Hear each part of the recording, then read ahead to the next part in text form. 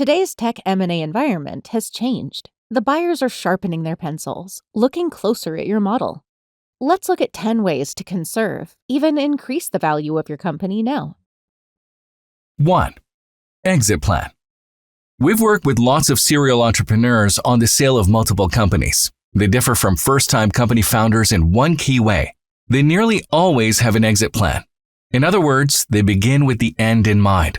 From the moment they start the company, they not only have a vision of the products and technologies, but also the business model, management team, revenue and support structure the company needs to get the highest value in an M&A event from either a strategic or financial partner. Of course, those same attributes may lead to an IPO as well, but over 95% of all exits are through merger. The difference is they make this an integral part of their plan and strategy from day one, and this brings significant value when they decide it's time to exit. Beginning with the end in mind can be one of the most important steps an entrepreneurial founder takes to increase value. 2. Increase recurring revenue. By now, hopefully you realize that one of the best ways to boost value is to increase your recurring revenue. But frequently, technology companies approach this as a technology problem, working to move from an on-prem version of their software to a modern cloud-hosted multi-tenant SaaS solution. While that's an ideal goal, it's not necessarily appropriate in all circumstances, and it's definitely not fast. In reality, though recurring revenue is a business problem, what buyers really want is your revenue to be stable and predictable, regardless of the delivery model. Long-term contracts paid regularly provide recurring revenue, even if technically being paid out as support, maintenance, licensing, or even managed services. What buyers don't want is a company paying you a wad of cash up front and then disappearing, living and benefiting off of your software for the next decade without ever paying another dime. Or lumpy, unpredictable revenue driven by major one-time projects that will never be repeated. Making annual support a required component of any new or renewing contract is one way to approach this, creating the kind of predictable revenue stream today's buyers expect. Different markets will dictate different approaches, but predictable, consistent revenue is at the heart of what buyers want to see across the board. 3. Your management team. A well-rounded, experienced, and cohesive management team increases the value of your company. Buyers don't want to have to fill in gaps in today's tough employment market. When starting and building your company, always be thinking about what buyers and investors will be looking for in experience, credentials, ability to work well together, and how your team complements each other in terms of skills and disciplines. Buyers can sense the way your team works together almost immediately. If you are selling your company as part of a succession plan and looking to retire yourself, figure out who the logical next in line is at your company already. Some buyers will prefer to bring in their own CEO, but most would prefer to work with someone who already understands the product, customer, and market. You may even want to put this person in front of buyers as part of the management presentations once you get into the M&A process. Regardless, during that process, be sure to highlight the experience of each executive on your team, their achievements, and relate these back to real-world examples of their contributions to the company. Also, focus on how well the team works together to get things done. Give examples of the team being able to solve problems and achieve targets together. A great management team gives buyers confidence in the future of your company and therefore increases its value. 4. Customer churn. Customer churn is the percentage of customers that do not continue buying the solution in the following year. This is especially important for companies with SaaS businesses and is a principal factor in valuation.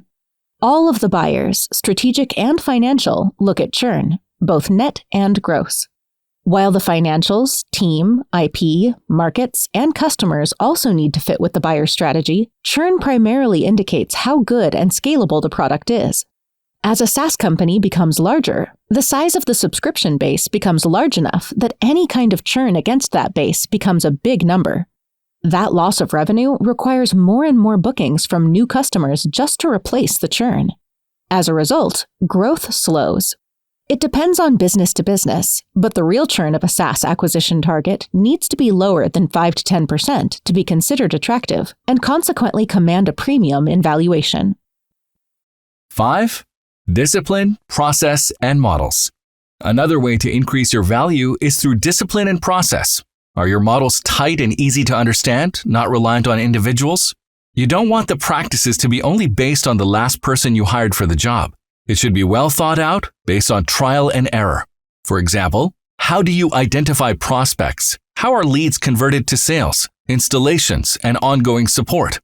How do you change support policies, pricing? Did you change processes to operate virtually? Have you been able to apply discipline to your development roadmap?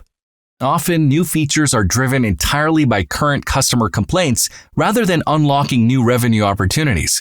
Satisfying current customers is absolutely critical, but as a growth business, a roadmap has to include innovation for customers you hope to win to underpin that growth in the future. 6. Customer concentration. For many companies, customer concentration is a value depressant. Too many eggs in one basket is a significant risk that can seriously limit a buyer's interest and may even kill an M&A deal. Let's say 20% or more of your business comes from the same long-term loyal customer. Is that a safe source of revenue? Maybe. But what if they switch IT strategies, file for bankruptcy, or are acquired by someone who uses a competitor's products? You could be hit very hard by the loss of that income, and it takes a lot of time to make it up. Keep your best customers happy, but diversifying your base will make the buyers happy as well. 7. Improve cash flow. Especially in today's environment, buyers want profits and don't want to spend a bunch of money in addition to the purchase price, all in the hopes that you can get to break even in the next few years. While some buyers are open to acquisitions with negative EBITDA, most will still insist on a path to profitability. Thus, a key driver of value is the free cash flow that your business can create, tightly related to the rate at which customers are acquired. Highly profitable customers generate strong cash flows. More and more entrepreneurs are embracing lean manufacturing concepts to achieve these goals, maximizing customer value for your offerings and minimizing waste when delivering to the customer. What costs are we incurring that don't support an efficient, customer-focused organization? Ask your management team, how do our customers define the value they receive for the products and services we deliver? Are there elements to our offerings that are nice to have? Are there any costs we can eliminate or reduce? How can we make delivery of our product more efficient? Focusing on these concepts can be an important way to maximize the value of your company. 8. Build partnerships and alliances. It's important to build partnerships and alliances. Many growing companies forget to play well with others because they're so focused on building product, growing the platform, and winning sales. Certainly, these are critical, but don't overlook the benefits of building an ecosystem of business alliances. Companies invested in your success. The old adage, "we're judged by the company we keep," holds true. Sure, alliances take time to build and need effort to keep healthy, but that's exactly why they create validation. A partner ecosystem expands your thought leadership, your value proposition, and improves stickiness. It will generate leads, extend your sales team, strengthen your competitiveness, and make you an easier, safer decision for the customer. This is the result of what we call weaving your business into the fabric of the industry. 9. Year-over-year growth.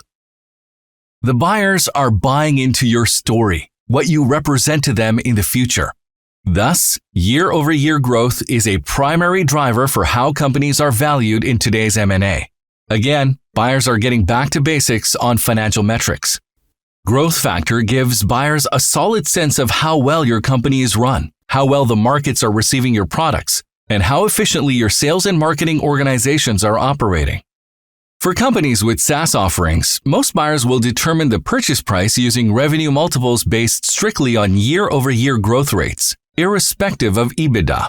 In other words, if you're investing your earnings into expanding geographically, increasing market share, and beating out the competition, then for buyers, your year-over-year revenue growth is clearly reflective of future performance, and after all, the future is what they're buying. 10. Timing. Timing is a critical factor for knowing when to sell your company. Sometimes, timing is driven by macroeconomic trends, recession, bull market, or sometimes by changes within your own sector or industry. A lot of times, you don't know what the future may bring. When things are going well for your company, that's the best time to sell. The best advice is to pay attention to what's happening in your sector. If competitors are getting acquired, that can be good. Buyers are hungry. There's consolidation going on. But be careful about waiting too long. You don't want to be the last man standing with all of your competitors part of a much larger, more competitive global enterprise. There's normally not a lot of value for such companies. If you have any questions about your company or sector, Corum can provide confidential research and an appraisal of your opportunity in today's market.